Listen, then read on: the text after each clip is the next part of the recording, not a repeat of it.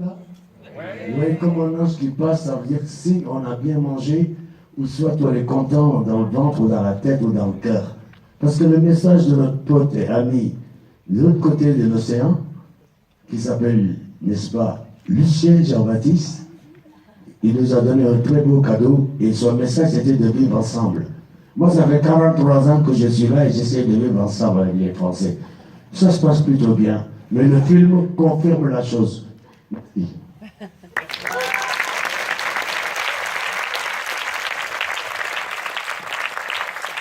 Une question ou des interventions dans la salle, des gens qui ont des choses à dire. Bravo. Merci. Merci. Ah, c'est gentil. Alors, on va attendre demain, on n'en peut plus. Là. Question là-bas. Je voudrais savoir comment l'idée vous est venue de faire ce film, notamment sur ce sujet-là en particulier. Ah, c'est une longue histoire, il y a deux choses. Parce que vous avez vu mes enfants déjà, c'est une bonne raison. Voilà, voilà pourquoi. Et c'est pour eux. C'est pour eux. Non, mais c'est une conjonction de deux choses. Eden. Voilà, moi je n'ai aucun pouvoir sur ma fille. Elle a tout pouvoir sur moi. C'est comme ça, voilà. Ça va, ma Dudu? Tu veux chanter une chanson? Bon. Tes parents sont dans la salle? Tu vas rejoindre maman, tranquille? Allez, merci. Bravo, on applaudit Eden, elle a obéi. Waouh, c'est cool. Voilà. Non, alors oui, j'étais tombé sur un fait divers, un couple de noirs qui avait qui avait accouché d'un enfant blanc, donc ça m'avait, voilà. Je m'étais dit, si les noirs commencent à avoir des enfants blancs, c'est que le monde est en train de changer, il se passe des choses, bref. Et d'un autre côté, il y avait un scénario qui s'appelait Black Adoption, qui avait été écrit par Sébastien Mounier et Marie-Françoise Colombani. Et un producteur m'avait appelé pour me dire qu'il avait ce scénario, et voilà, on s'est rencontrés. Plutôt que de faire, comme parfois ça arrive dans le cinéma français, Yves Saint-Laurent d'un côté, Saint-Laurent de l'autre, où il y a des films comme ça, vous savez, ils font le même, enfin bref. C'est un petit moment de cinéma. Eh bien, on s'est réunis et on a fait Il a déjà tes yeux. Mais surtout, l'idée, elle vient, l'envie. L'idée, c'est une chose, mais après l'envie, il faut faire le film. Elle vient de ce truc que j'ai depuis gamin. Moi, je suis arrivé de la Martinique à l'âge de 3 ans. Et depuis l'âge de 6 ans, on me dit que je suis différent. Alors, je ne sais pas de qui, de quoi, qui institue ou impose les normes. Mais il y a un grand bureau, je ne sais pas où il est, et on vous dit, voilà, la norme, c'est ça. Être jolie, c'est mesurer 1m80 et quand vous êtes une femme et peser 45 kg. Moi, je sais pas, voilà, plein de choses comme ça, voilà, qui me... Une norme.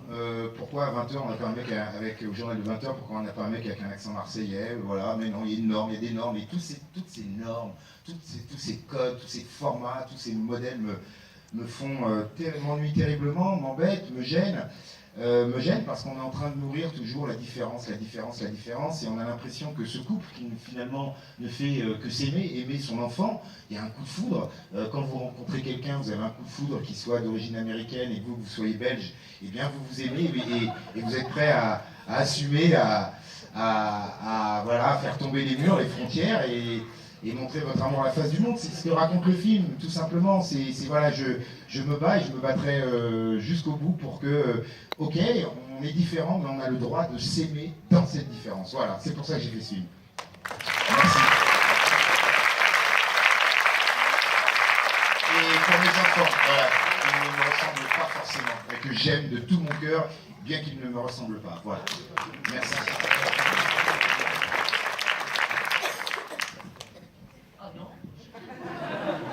Il y a eu une demande là d'un enfant qui a demandé à Mamita si elle pouvait faire un chip. Tu sais faire le chip, toi? Bon, d'accord. Tiens, ma Delphine. Mais je suis certaine qu'il y a des chippeurs. Et des chippeuses. Et des chippeuses. En plus de ça, ma fille, on m'a dit que Paris était la capitale du monde. Donc la capitale du chip. Et un peu du Congo aussi, n'est-ce pas? Ah, regarde, les 4 là, ce sont des chippeuses. Chip, un peu ma chérie, chip. Joli. Pardon, vous aussi.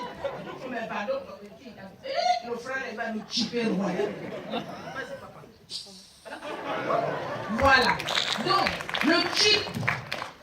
Ma fille Aïssa, tu peux dire ce que c'est que le chip même là?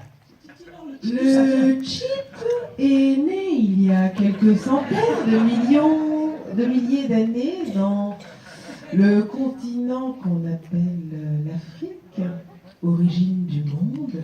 Le chip est apparu en même temps que l'être humain. Il s'est développé au fil des migrations et il a suivi les peuples noirs.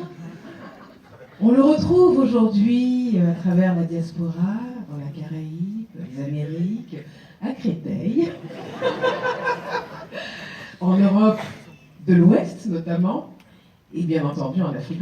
Le chip est un tic de langage qui sert à ponctuer ou même à remplacer des mots un peu tabous quand vous trouvez quelqu'un vraiment bête, quoi.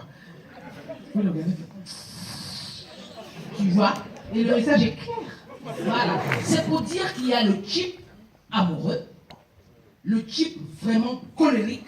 Non, le chip amoureux, faut le faire. Le chip amoureux. Mais avancez un peu, vous êtes dans le noir là-bas, c'est c'est la chef de troupe. Le chip amoureux. La chérie. Tu vois, un peu comme ça. Là. Et même le chip à voyager est dans le 16e arrondissement. Toutes les petites têtes blondes du chip. Les petits blonds que les mamans comme nous gardent, quoi. Le soir, quand maman revient, mon petit, qu'est-ce que tu as fait aujourd'hui? Hein? Maman, j'étais en Afrique. Vous savez où est l'Afrique? Château Rouge. Et puis, maman, tu viens faire.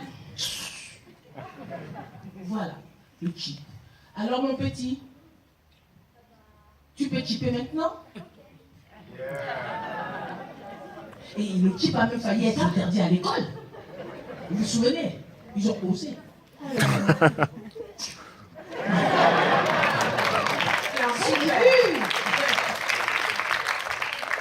Alors, je crois qu'il y a une question par ici, à moins qu'on ait affaire à une volontaire pour le chip. Je vous ai vu lever la main, madame.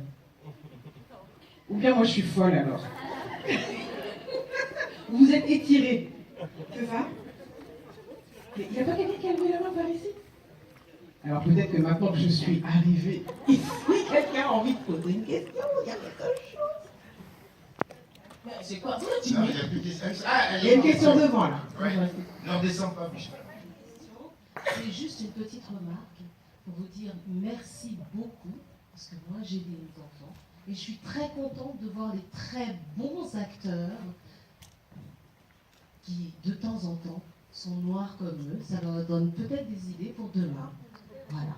Ben merci beaucoup. C'est important, bravo. Merci beaucoup. Merci. Il y a une dame qu'on voit partout à Paris, je vous assure. Allez voir. Ma Marlou Monara, elle vous pose une question. Bonsoir. Déjà, on aimerait savoir évidemment, on n'est pas resté sur notre fin, mais est-ce qu'il y aura une suite parce qu'il va grandir? Ah ben ça on verra, on va attendre qu'il grandisse alors. Hein? Tout simplement. Non, vraiment. Voilà, On va oui, attendre. parce que bon, on a envie de le voir grandir aussi, cet enfant. Oui, non, mais il y a une suite de prévue, mais on va Et la attendre. famille aussi. Bien sûr, mais c'est pas ça, c'est que j'ai une idée de suite, mais je crois que pour le coup les gens sont pas prêts. Mais non, c'est qu'il va revenir dans 20 ans et il va te présenter ton gendre et on rigolera bien. Enfin bon, bref. Voilà, Félix, sénégalais, 1m90 et il partira se marier à Dakar, voilà. Et là, voilà, ce sera la prochaine mission. Bref. Et là, je te dis. Maman, je vais me marier à Dakar avec Félix. Waouh. T'es sûr que... Ouais. Vous m'avez vu dans la modernité, les peintures, la clé, le son. Allez. Bref, on va y arriver. Je vais pas pouvoir aller plus vite, ma fille. Tu vois? Les vieilles vont plus vite que les jeunes. C'est le dernier jour, c'est la dernière. C'est la dernière. C'est fou.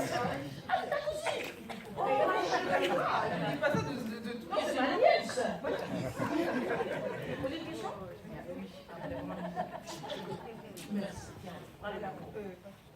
Alors en fait, je voulais savoir, comme c'est un film que vous allez voir, est-ce que c'est prévu que ça soit présenté à des festivals?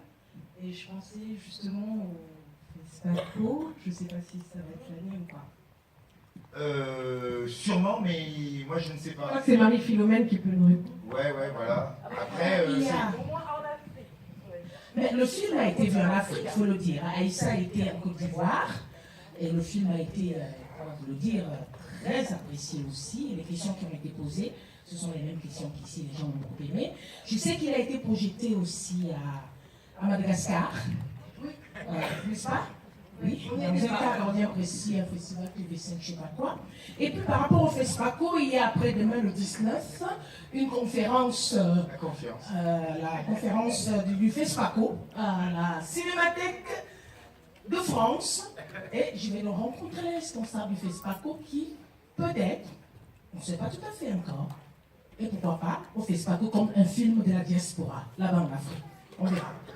Et il y a un distributeur africain qui a vu le film et normalement le film va sortir au Sénégal, au Mali. Au Burkina, je crois, au Cameroun et au Congo. Ouais, les Congolais. Non, évidemment, il aura, en fonction de son succès, tout ça, il aura une vie, évidemment, les autres pays, les festivals, tout ça, on va s'intéresser à tout ça, il aura un parcours classique, voilà. Il n'y a rien de fermé, bien au contraire. Qu'est-ce que je voulais dire? Je voulais dire un truc intéressant, mais j'ai oublié. Bref, voilà, c'est pas grave. Comment? Ah oui, le bébé, très belle question d'un ami journaliste, France Antilles, yes, on va y arriver. Non, c'est vrai. Et non, alors le bébé, formidable, mais le bébé, c'est le César du meilleur espoir. Franchement, ce bébé, il a 4 mois. Non, mais je rigole qu'à moitié, parce que ce bébé, vous vous rendez compte, je ne peux pas le diriger, je ne peux pas lui dire fais ci, fais ça.